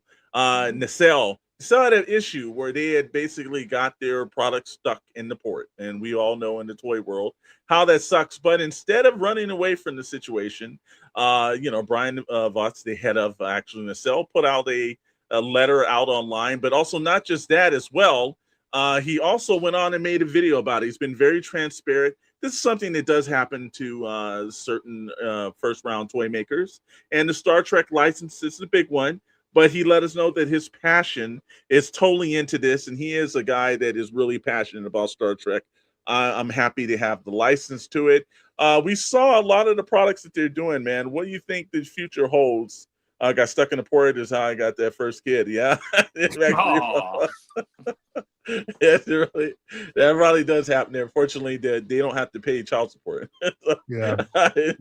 I just wish there were more gatekeepers here. I know, Commander Bly. I know it's a thing that we're brought up to. Odd choices, but I get why. What do we? You guys seen the Star Trek stuff that they're doing? Also, their Calisamu Mesa and a couple other things that they've been doing. Do you guys see the future being bright with the stuff for Nacelle, or are you guys kind of worried about Nacelle? Look, I think Nacelle is hitting it with transparency, man. Yeah. And I'm with Commander Bly. I wanted to get some Nacelle Star Trek figs for Christmas, but they all delayed. And hey, that's the thing is like I was gonna buy somebody the whole Star Trek line for Christmas, and like it got delayed, so now I'm just waiting. Yeah. But I think that I don't think I think that this is more transparent than any other like already made company, right? This is already 1,000% more transparent than NECA. Sure, They took ownership over of it, right? So I think Nacelle's got a long look. I know a lot of people don't like Kazumu Mesa, but I love the Nacelle figures. They're great. And look, I get it. Like if you're not into it, they don't make sense, right? But they're really well made. So I like Nacelle. I don't know. Sujan said I would probably pick up the Wayland. They actually, they're doing figures that, and again, we were just talking about Playmates. Playmates did not do a reputable job on Star Trek. I will say that because Dr. Brentley has a Spock figure that's probably the worst figure I've ever seen. Yeah, and it was given to him as a white elephant Christmas present that no one should ever have gotten. Oh, but I will say that, there's passion behind it. And I think if you have a guy that's passionate, that's really into the line, and the detail looks great on figures, we've seen them at San Diego Comic-Con. These look fantastic. I've been waiting for some worthy Star Trek figures that were reasonably priced to pick up, and I can't wait to get these. I think they're doing a great job. And you know what actually is a better job, too, is all of our channel members out there. Because, we've got to give as many shouts out in the show to our gentlemen, the Shadow Elite, the Syndicate, and the Prospects. Again, gentlemen, we appreciate all the stuff that you guys put into this year, your faith that you put into the channel. We thank you so much. And while you're there, make sure that you're over on the Syndicate Discord, because the conversation never stops here. It keeps going on over there with individuals and moderators like Scully and Fig Fury, and Meeks, of course, is always in the house. Mr. Maddox. You can even see Rad every now and then on there. Like I said, he's going nuts right now, man. Throughout the day. So, hey, man, thank everybody for being. All our new members has popped on. Thank you guys so much for being in there. One thing I will say, Commander Bly does make this interesting point. I want to make sure we get to this, that the Trek figures look great. Would love to get some in hand Playmates Star Trek figures. Are straight, yep, we know. And Stu John remembers I have a Mezco Kirk. Hold on to that, because that's something, So look, Nacelle, keep doing what you're doing. Love the transparency. I think the future's bright for you in 2026. Here's two companies that look, Boss Fight did some great stuff last year. Love some of the stuff they did with Conan. Some of their other figures, they had Popeye did. Look, I never even thought that you could make a Popeye toy. That was interesting enough. Boss Fight did that. I think you keep tracking it. Fresh Monkey Fiction, now Big Bad also Workshop. I'm worried about them because I think they're just flooding the market with too much. And they're dropping down way too many IPs. And some of them are similar to current IPs from other companies. And I'm worried that they're just over flooding the market. Instead of just like Operation Monster Force, they've got the Soldiers of Fortune. They've got the, so many other lines that they keep doing. They got this adventure line they keep doing. I think they're flooding the market. I'm worried about them because too much, too quick kind of hurts. Agreed. Look, I'm not going to get into the weeds of it. You can research it all you want. But what I will tell you is this. I need more Santa figs. Yeah, I mean, they're great. What I will tell you about Fresh Monkey and Big Bad Workshop that has me worried, it's only worried is the whole thing that happened with Foosh and the toys and all that.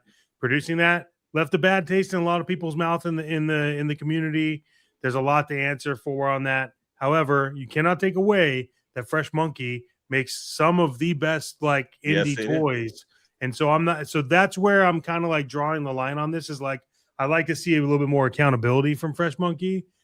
And Boss Fight Studios is just hitting on all cylinders, man. Yeah, I think Boss Fight needs to keep hitting on all cylinders. Come up with what they're doing. Like they're doing great, man. There's not. I don't really have.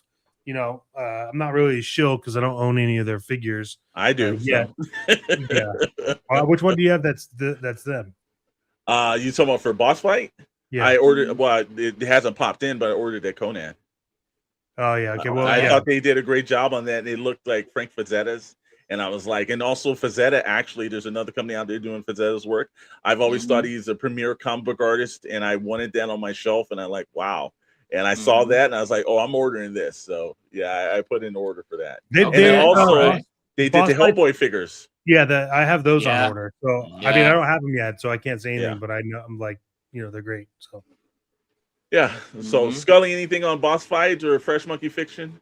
No, but I do agree with you on Fresh Monkey Fiction. I feel like they are doing too fast, Okay. too much too fast. So yeah, maybe it's always good to just like take a minute and just like slow down a little bit. Like you have a lot of stuff that you want to push out, which is awesome, but like keep it in the pipeline. Keep it. Do it at a reasonable pace, so that way you're not just over flooding the market. Because a lot of their stuff is still on pre-order and not enough in stock. If that makes Absolutely. sense, That does. like they That- only have a little bit in stock, but then all of the rest of them are all on pre-order. So it's like, why have so many pre-orders like that, man? Just reduce it until each wave comes out, then put up a new pre-order and move on. I will say the same thing that Tripping with Toys said. I have the Red Sonja, and she's pretty awesome. And you know what? Again, they've, look, they've one thing about Boss Fight, they've kind of like, they did a good job of nixing out their little part in the toy, like, community. They're not quite doing everything like everyone else is. I kind of thought it was extremely smart of how they're doing it. So, again, good work to them. We're going to run with two that I think that, look, man, I don't have a lot to say, because I think these two companies are doing absolutely the right thing to do. And all I can say is my thing is keep doing what you're doing at SH Figure Arts and Hot Toys. I got no critiques. Oh yeah. Please keep doing your magical stuff here, and we will keep buying them. Oh yeah. So very little anything. Any come back on that, Mr. Maddox? actually, no, yeah, I do have one good. thing. All right. And it's not bad. Hot Toys released blind box versions of Star Wars figures. Oh, okay. And I love them. And then out of nowhere, now they just don't make them. That bummed me out, but they were really good quality. And I wish I would have gotten, if I known they were never going to release them or could stop whatever, I'd have got them. But these two lines are hitting all cylinders right. They don't need to do their customer service. Hot Toys customer service is really good. And SH Figure Arts, like, you don't really have problems, so you don't really need to utilize it. Yep. But they're doing SH Figure Arts and SH Monster Art. Like, they're both really good. Rhino Hobby says I finally, Rhino Hobby says I finally opened the Fex Hobby Acid Rain figs. Yep. Which Rhino, which ones did you get? Nice. And also, a lot of people don't know this about Rhino, because if they're not following him, they don't know. Puts up some pretty damn good reviews on his Instagram. So if he does put those up, make sure you check those pictures out, because man, you're definitely gonna. He's changed my mind a couple of times on some of the stuff that he's. Yeah, he said he got the whole set. He got the whole set, so that's I'm assuming he means the 1/12 scale. So I picked up 3 SH figs this year, all ST figs, so I'd never have to worry about the ST again. Nice. Okay. So we're rolling to that. Next, everything. Here's the two guys that are doing it also. Nothing to say other than keep doing what you're doing. I just saw that Hot Toys just dropped the Temple of Doom Indie. I just saw that. Rad just sent us the Instagram to that right now, and it is nice. Hot Toys is. I got a feeling that our resident relic hunter, Dr. Brentley, will be spending his money in the future. I hope that Hot Toys releases a playset with the rolling bowler. Oh yeah. And again, right there, man. Dr. Brentley's got to start giving out blood. I'm seeing myself getting into the 1/6 scale this next year, man. Like, wow. I'm not. Next year for me is world building Acid Rain. Oh, Joy Toy, brother, that's what you need right here. Joy in your life. Oh, I know, bro. That's why I know. I told you this in there. How much blood do I have to sell? Dr. Brentley's all in. Now, good thing about it, because Scott Solo and Darth Moocher has both let me know this, is that Hot Toys does have payment plans. Yep. They do. They do. Yep. Joy Toy and Art's killing it. Yeah, absolutely, man. They are the Joy best Toy, at what they're doing. Yeah, bro. Joy Toy is one of my favorite toy lines that I'm collecting right now. By the way, just so you know, because we posted in the Syndicate Discord, you were like, F the TikTok. I've had bad experiences, but if you join their Discord, the customer service is fantastic. Oh, okay. All right. Okay. So if you buy from their TikTok and have problems and then hit them up in Discord, it's like unreal. Oh, okay. All right. Well, And that's again, coming from a dude who doesn't own Joy Toy yet. So, yeah. but everyone says that's the way to go, and in their Discord they talk about it. It's crazy. So, All right. Well, I mean, yeah. Regardless, man, it's still one of my favorite toy lines that I'm collecting, and I'm not really necessarily like doing the TikTok, but yeah, no, hey, I get my Joy Toys from all around, man. hey, Skelly, how do you feel about this comment? Acid Rain over Joy Toys. Yeah, no, he's just saying that because he's not into Joy Toy, but no, man, no. Listen, they both have phenomenal articulation, especially for a 1/18 scale. Like it blows my Yeah. mind how much Yes. these figures can articulate. It's just insane. But yeah, honestly, I would say they're both equal. I can't really say one over the other. Not even Joy Toy over Acid Rain. No, like they're really just both equal. And they both really tackle very different things, you know. Like Joy Toy obviously got the Warhammer, so that's huge right now. And you know, Acid Rain does the military style stuff, so that's very different. So again, you can buy both and literally mix and match. You know, Absolutely why not? can. Why not? Yeah. See, as director says, I want the Arkham Origins from InArt, but it seems impossible to get unless it's a scalper price. Give it some time. We just saw them pop out at San Diego Comic-Con, and they had a huge event there. And I think it'll take a little time. Usually the first releases from some of these companies are extremely expensive, but I think over time and, you know, once they get a little bit more of supply and the demand actually goes up as well, I think they'll meet that. So let's give it a little time. Same thing with Acid Rain. You know, Acid Rain's fetching for some astronomical prices on some stuff too. And Tripping with Toys did say Acid Rain has 1/12 scale now, though. Yeah, they do, and they're trimming it out. So Joy Toy, InArt, keep doing what you're doing. I see 2026. I think these guys are going to be the leaders in 2026 on some stuff. Yeah, they might be, man. Here's a couple of guys that we have any kind of problems with. We like them to do, and this is the Do Better catalog. And this is one where Target, Walmart, and Amazon need to do better. Like there's a part of fandom where we have to buy from this. You created these events now that it seems that, you know, you're purchasing figures from Hasbro and you have your own special lines and everything. Yet the problem of it is that your customer service has been crap from all three companies. Your whole you know, your whole Walmart cons, your geek cons and everything else like that don't go as planned. Orders are canceled.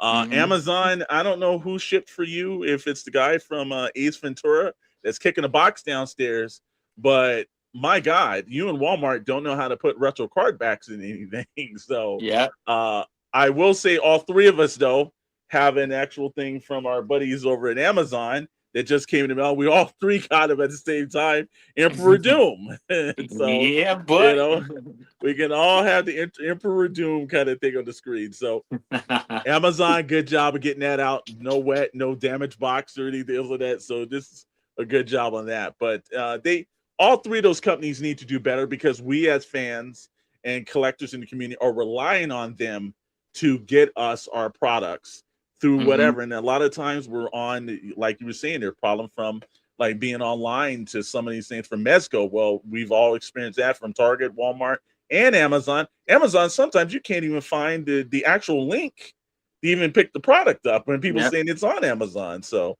Walmart and Target cater to the bots and the scalpers. CS, I will absolutely give you that. Rhino Hobby also says something where it says F Target and Walmart. I'm just abbreviating that for you, sir. Like I said, they just don't care. Period. Absolutely, they don't. They don't. I do want to go back to this really quick. Walmart and Target cater to bots. CS, if you're not yet, get involved in the Discord. We're actually over at SKN. We're working on something actually specifically for this. So stay tuned on that. All right. And then from there it says Walmart needs to price match their website. Oh, yes, sir. As I never got a $10 Stormtrooper and they put they have 40 peg warmers on the shelf. I will give you that. There was a crystal ball fiasco. I ordered him in March before we went to Toy Atlanta. And by August, when everyone started getting it, they said, oh, no, we can't find that order. And I hit the absolute roof. Thank you, Scott Solo, for doing your toy hunts to find me crystal ball. And also, there was a couple other guys that hit me up on over on my Instagram. Thank you guys for making sure that I actually did get crystal ball. But it took the community to get that. and that's something that Target and especially Walmart and Net should definitely get that. Yeah, I absolutely hate their pre-orders, man. Absolutely hate them, Yes, and yes. they definitely need to do better. And it's Target and Walmart's exclusives need to be figures that won't be made otherwise. Yeah, unfortunately, though, if they did that, we probably wouldn't get them. So, and whoever makes Army Builders exclusives needs to kick in the yes, they do. And Yep. that Rhino Hobby said that Ghost Viper got me stressed out. Oh yeah, Yep. they're good at that over at Walmart. I'll tell you that. So Yep, again, they me need to too. do better on that. And we all three were at the grand opening. And one company that we're hoping actually starts looking at all this, and actually we end the year 2025, begin the year for 2026. Their outlook, everybody knows and everything. You want to be a Toys R Us kid? Well, Toys R Us, you've got the opportunity. You're coming back. We know Amazon screwed you years ago from your online experiences. Hopefully, you're starting to listen to this. We were in one of your fine stores in Camarillo, California. Great opening, full of energy, full of excitement. You have the momentum. Keep pushing this on. Need to get into online sales. You need to put more adult collector individual stuff on your sites and in the stores and really cater it, because this is the place that all collectors want to go to and they want to see come back. And it was so nice to walk through it. You got some work to do, but hopefully 2026, you guys will do better. Scully, you were in the store along with us that day. Sir, what's your feelings about the new rebranded Toys R Us? It felt great, man, being back, and seeing them coming back. But yeah, definitely, like you said, they do need to listen to the feedback this time around. We were there, we checked out some of their products and some of their prices, and they were still on higher end side. So we kind of looked at each other, and I even told you, well, I can maybe go to Target and get this for cheaper. So you don't want that. You do not want that as a business. You don't want people saying, "Oh, I can go to this store and get it for less." So no, definitely make sure that you're price matching. At least before you put the price tag on the product, check how much it is going, retail wise among the other stores, and that way you're putting the same price. So it's just equal. Absolutely. But yeah, I hope they stay strong, man, and maybe they even start maybe doing like, I don't know, like a voucher or a coupon program that could be beneficial for them. Give out like a booklet every month, that might have some coupons in it, and grab customers, make them come to your store. So yeah, things like that, man. I will say, listen to Scully, Toys R Us. That's the number one thing. Listen to Scully. That makes sense. Commander Blyson, they just need a better selection at better pricing. Absolutely true. With Amazon Fresh going under, maybe those buildings will go back to being used for Toys R Us's. You never know. It could be. And then what hurts Toys R Us also was the prices and the greed. And actually, CS Director is absolutely correct. But, again, it was nothing like being in that store. I think one of the magical things about it, too, was there were kids that had never walked into a Toys R Us that were able to walk in one. And as a person who's gotten to this part in this generation, it was just great to see the smiles on their faces and then to know who Jeffrey was. And, it was kind of cool. So I'm hoping that they pop back. What do you feel like Mr. Maddox is? And especially like I've got this little Mr. Maddox got me a little gift right here. Because while I was braving in line, we were doing some filming and everything else like that. So somebody had to make the sacrifice. But I still have my Jeffrey pin, and he predominantly stays on my desk because I love that so much, man. We appreciate that gift this year, sir. Yeah. Look, so we went to that Toys R Us right after I got back from Canada. Yeah. And at Canada, I went to Toys R Us in Canada. And the Toys R Us in Canada was definitely a better experience. It was massive. It was like, if you remember Toys R Us at any point in time from when you were a kid, you walk through the gauntlet, you walk through the sliding doors. There's a wall blocking everything with baskets of like tchotchke kind of stuff. And then you walk through, and then it was like you were hit with this wide, tall ceiling open, just toy extravaganza, like Babies R Us and video games. Like, also, that's the experience in Canada. Now, I know that they're testing the markets in the U.S., and while it was great to be there at the Toys R Us it still just wasn't the Toys R Us feel for me. What I loved about it, what I was encouraged by, and I don't think I stopped talking about for a long time with Mr. Storm in the car, was the fact that I got to hear kids being excited to be in for toys. Yes. And that is something that I think is what, if you think about all of us as collectors right now, at certain ages, we've all had the experience of Toys R Us or KB toy stores for some of the older people. And that's what really drove us in. Like Toys R Us, you'll never have Toys R Us the way it was when we walked in and there was a whole line of G.I. Joe and tons of like USS flags, you know, and everything boxed, right? The days when Joes and Transformers flowed like water. Exactly. So you won't really experience that. However, I will tell you this. A points program would be kind of cool. Yeah, I agree. I will tell you this. While you can experience it from the 80s and the 90s, Canada still has the real TRUs. Yeah, they do. You can recreate it with modern day toys. And the way you would do it is you would just make each aisle, right? Like one side for one brand, one side for the other brand, and stock it the way you stocked it and just push it, you know? And like, and here's the thing is like, if you, and this is like kind of like, you know, take less percentage. So if you think about it, everybody from a business perspective, it's like they want to make 60 to 65% markup, right? Yeah, true. If I was running Toys R Us or if I had my own toy store, in order to get people in, I would cut into my cost. So like if everyone is selling GI Joes for 27 or 29, I would cut into that cost as a marketing expense and I would sell them at like 23 or 25. And then I as a business would pay the difference if I had to. Like if what the contract is you have to sell for X amount, that's fine. You could disguise that any way you want to as a business. Now, if you were to do that and take the loss and do that and calculate it as a marketing cost, number one, marketing cost on your taxes is a write-off. So that's something for you to know as a business. Number two, you would get people in and start to build the brand. And I think Toys R Us is poised to be able to really focus in on that and really encourage that. Because if you can selling 100 GI Joes at 23 is better than selling, you know, like 30 or 40 at $27.99, right? Yep. And exactly. Maxie says that sounds awesome, but sitting on that much inventory would bankrupt them. Well, it wouldn't because there's also ways you can barter the deals, right? You could say you could do a deal where they don't pay for it all up front and they give them a higher percentage to stock the stores.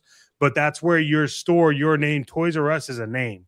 If I had the Toys R Us name behind me, I would hit up Hasbro and be like, hey, I want to stock all of your stuff as like the go-to spot to buy Hasbro stuff. I want to do Hasbro releases. I want to do everything, but I want you to provide the inventory and then we'll give you the money after the sale and whatever we're sitting on, I buy at a lower cost at the end of like the third quarter or whatever. You can make those deals. People just don't do it, right? Gen X may be the middle children of history, but we had the best of everything. Yeah, correct.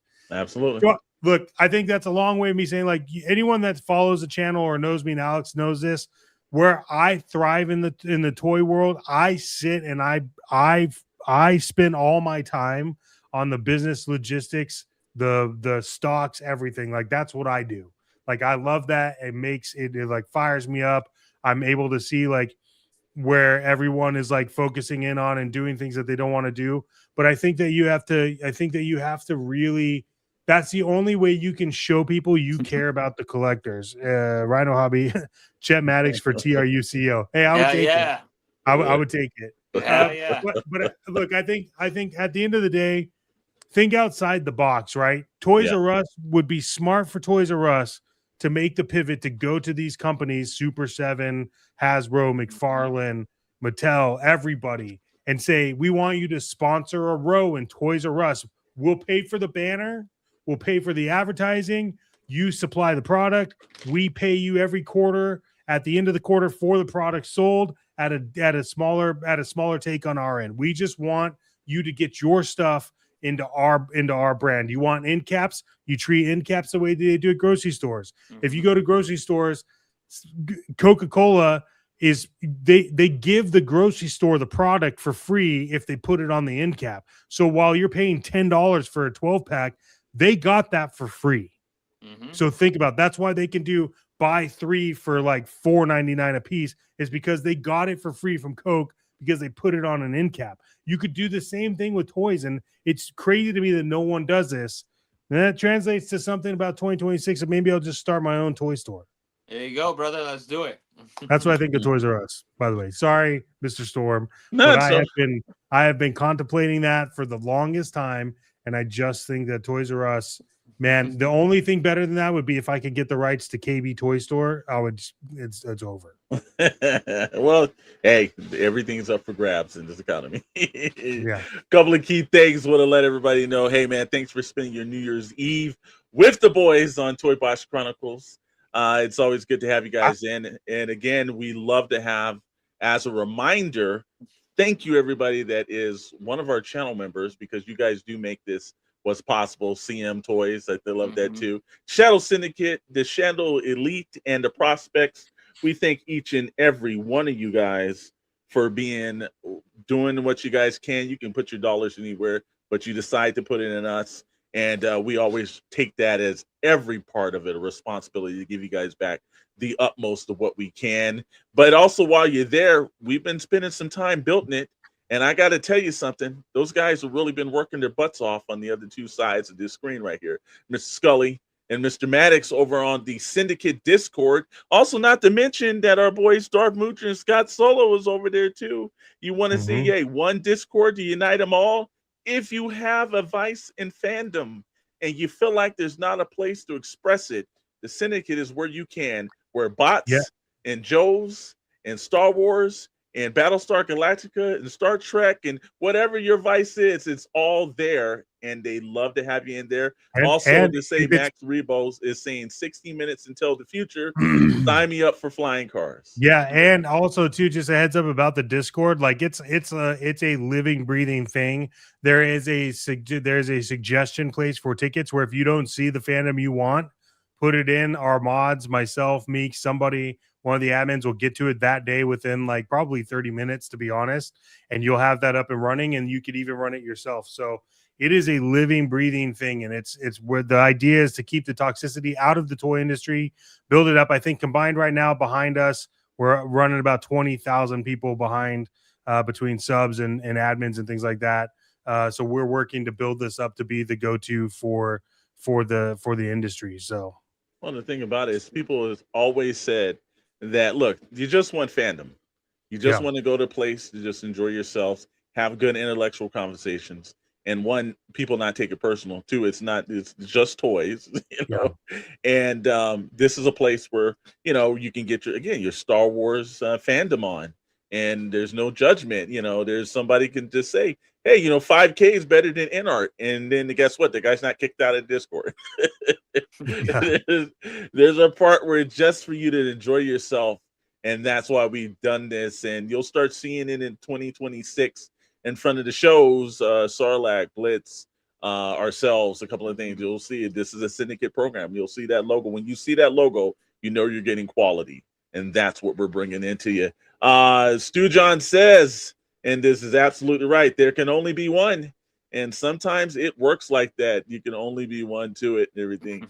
Actually, I just also saw this too from when I rolled this in through Patty, which says, see you next year. Thank you, Patty. Thank you for all the dedication and everything you guys done. Look, we've got a couple of minutes. We're not going to ring in the new year with you guys, but we are, because we know you guys want to be at home and everything. But we will roll in some of our special thanks. Let's start that off with Scully.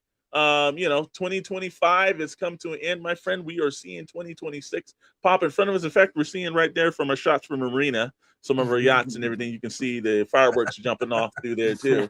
It's good to be SKN. What do you feel? What do you feel, Scully? What's your New Year's? I guess we don't do the whole the resolutions and everything here, because we don't believe in that kind of stuff. We practice what we preach all year long. But if you Yep. got a message out there for New Year's, what would it be, sir? Oh man. Just collect what you like, and don't feel pressure to collect what's hype, and also stay humble with your collection, and just keep it sailing, man. That would really be my message, you know. But I did want to say, man, I am grateful for everything in 2025. You know, all the friendships and partnerships I've gained, and people I've met, and the conventions we've gone to, and just everything, man. And thank God for always being with us and guiding us, and every step of the way. And yeah, man, we're wrapping it up with great people and great community, and I'm just super excited for next year. And I know a lot of good stuff is gonna come in 2026, especially from the community and like as toy companies and action figures. I know it's gonna be awesome. So yeah, I just want everybody to be happy, and again, collect what you like I said, and that's what I mean. Like, don't feel pressure to collect what's hype. You know, stay focused and enjoy your collection. Just enjoy it. Enjoy what you have. All right, we'll pull that up from CS Director because this is the reason why we're going to end early. All right, fellas, I'm going to go watch these fireworks outside. Sounds like World War III outside. 12 minutes left till it. Next time, my friends, keep up the awesome work. Appreciate it. Awesome, man. Thank you for your Appreciate you, dedication sir. and Thank you, time. brother. Man. Thank you. Enjoy those Thank you. fireworks outside. Rhino Hobby says that the SKN Yacht Club don't play around. That is correct. Also, Commander Bly says 2026. Leave the McFarlane, take the Mezco. Yep. Yeah. Absolutely. I'll roll in mine because I always like to have Mr. Maddox have the last word and everything. But Tripping with Toys does break this down. Spend responsibly in 2026. It is just a hobby. Yes. And absolutely, I give him credit on that. And Yes. Commander Blythe, look, again, hey, we're extremely blessed to have you guys watch us. Again, you can spend your time doing anything else. You guys tune into us every Wednesday and every Friday. I appreciate that from the bottom of our hearts. We do this out of a point for, everybody watching. Thank you also, Ronald Hobbies, Stu John. And whenever we have the opportunity to give you guys entertainment, that's what we try to do. We try to make the show entertaining and exclusive. Again, it's just toys. It's just fandom. Like what you like. Again, enjoy it. If you stop enjoying it, move on to something else that you will enjoy, because life's too short for you not to enjoy yourselves. Thank everybody again for watching us. Thank all the guys at SKN. We joke about the Steves and all the guys in the back that's busting their humps. Thank you to Starlight Digest Podcast. You guys are awesome channel brothers.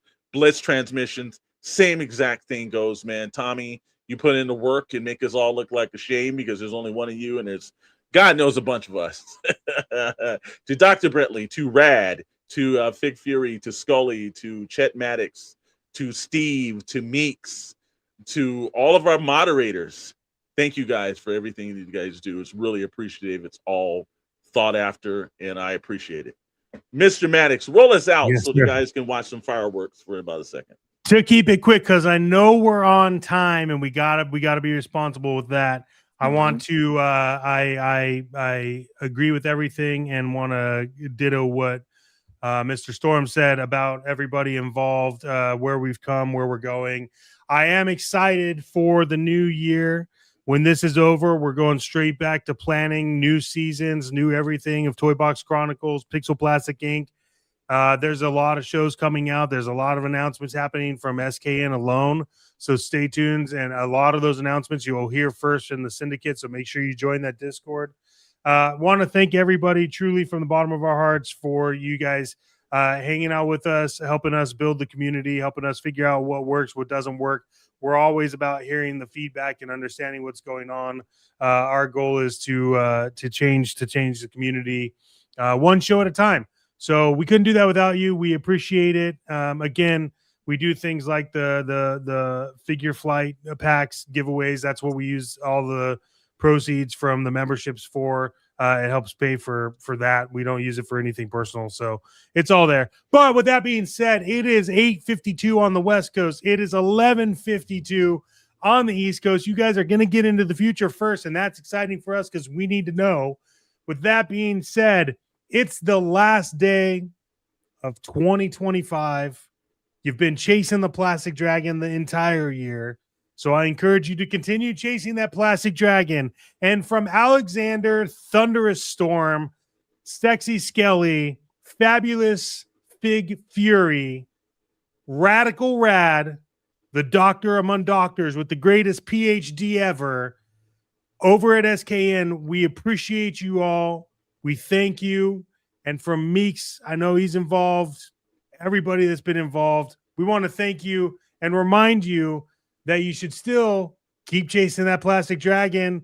And until next time, we'll see you all next year on Friday with Pixel Plastic Inc. because it does not stop on the Shadow Nose Network. Happy New Year. Thank you, everybody. Look forward to you all joining the Yacht Club soon. Until next time. Watch